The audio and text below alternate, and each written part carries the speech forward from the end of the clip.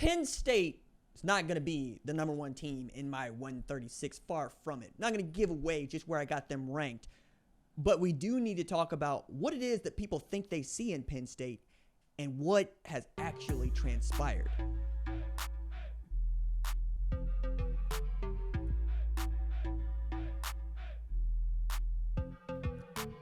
What's up, kinfolk? It's RJ Young. I am not on a step mill. If this is your first time watching Adapt and Respond, thank you for joining us here. We talk college football year round. If that is something you're into, go ahead and hit that subscribe button, like this video, and answer the question in the comments below.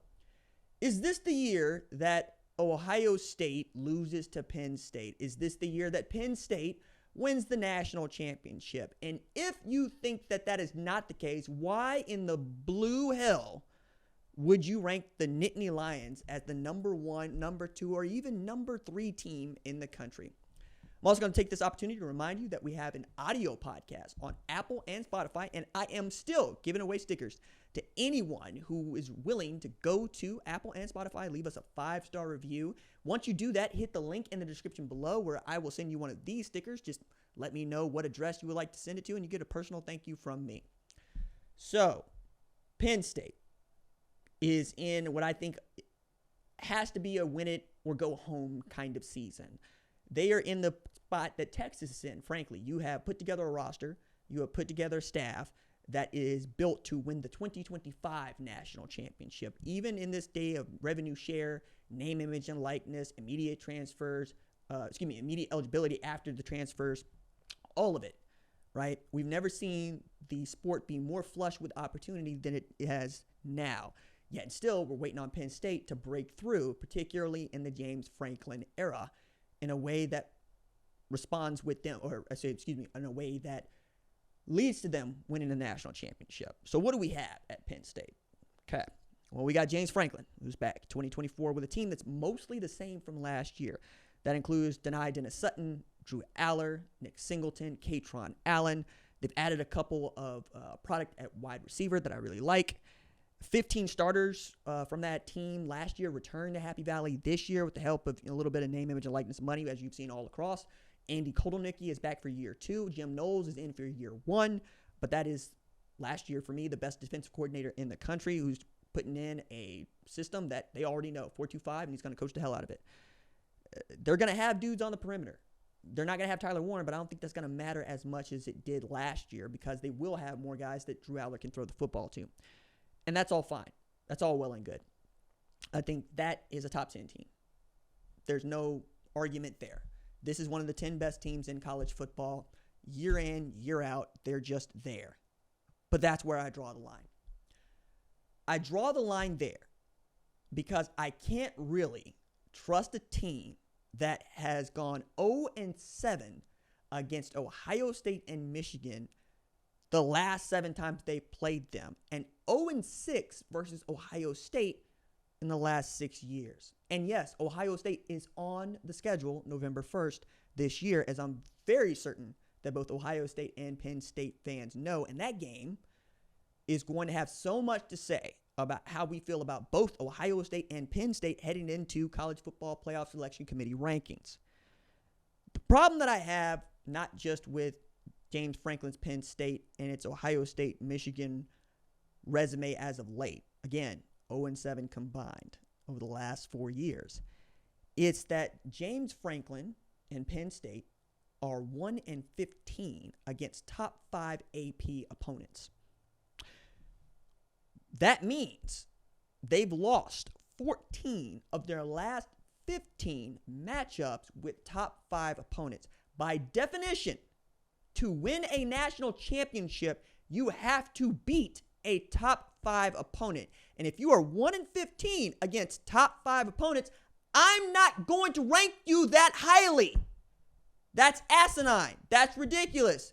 The only argument that you are going to see for anybody ranking Penn State 1-5 is that they're due. Cool, bruh. Rent is due come January, hell or high water. And unlike Penn State, my checks don't bounce. I'm not betting on a team that has shown me over and over again when it is time to play Oregon, when it is time to play Ohio State, when it's time to play Michigan, when they're good, when it is time to play Notre Dame, they can't get it done. You beat up on Boise State. Good for you. It's Boise State. Man, that's Fiesta Bowl championship. Against Boise State. Nobody, but nobody expected Boise State to win the national championship in 2024. Nobody but nobody expected Southern Methodist to win a national championship in 2024. Nobody but nobody expected Indiana to win the national championship in 2024. These are teams that made the playoff along with Penn State. These are teams that acquitted themselves all very well in the regular season. I would argue Indiana had a better season than Penn State did last year by virtue of two things. Both of their losses came to the teams that played in the national championship, Ohio State and Notre Dame. That's it. Penn State lost to Ohio State and Oregon in the Big Ten championship. Moreover, Ohio State beat Oregon like they stole something with Grandmommy switch off the peach tree in the Rose Bowl, which, by the way, is supposed to be a place where Oregon feels very comfortable. I can't make that work. I can't make that work. I can't make that work. I don't care that you beat up on literally everybody else. You've got a really big game against Oregon. They're coming to you. You're the toughest game on their schedule. You need to win that game to win some favor here. You do. And you need Oregon to be a top 5 opponent when you play them so that you can get this number back up to 500 as quickly as you possibly can. But that's just it, though. Penn State doesn't play a lot of top 5 teams. And usually when they do, their names are Ohio State and Michigan. And then you get to play Notre Dame in a game we think you've got everything you need to win it. And you got a quarterback in Drew Aller who hasn't beaten anybody we care about. Who is their big win? Utah? What big game has he won? Boise State in the playoff? You kidding me? It came down to quarterbacks making a play in the college football playoff semifinal 2024. Riley Leonard came in and out of the game, made a play. Steve Angeli came in and out of the game, made a play. Drew Aller threw the game away.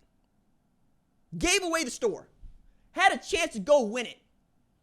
But in the tight moments, in winning time, Drew Aller shrunk. Show me Tyrese Halliburton over there at Penn State and then talk to me.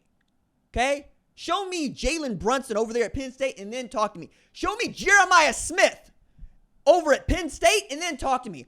Who do you have that is your beater?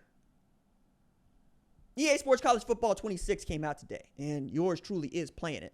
By the way, talk is cheap. These hands is free. Ready to eat for everyone. Come and take it.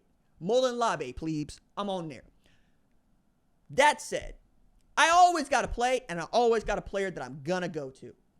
I know what I'm going to do against good competition. I know where I'm going to go with the football. And everybody says they want to be Kobe.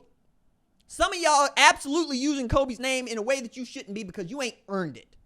Mama mentality this, mama mentality that. None of y'all bleed like this. None of y'all been laying out like this. None of y'all had to go out and get it. And I don't mean you ain't working. I don't mean you ain't practicing. I mean when it's time to go, when the lights is on, when you got absolutely this shot and this shot alone, can you hit it? Penn State hasn't. They missed that shot.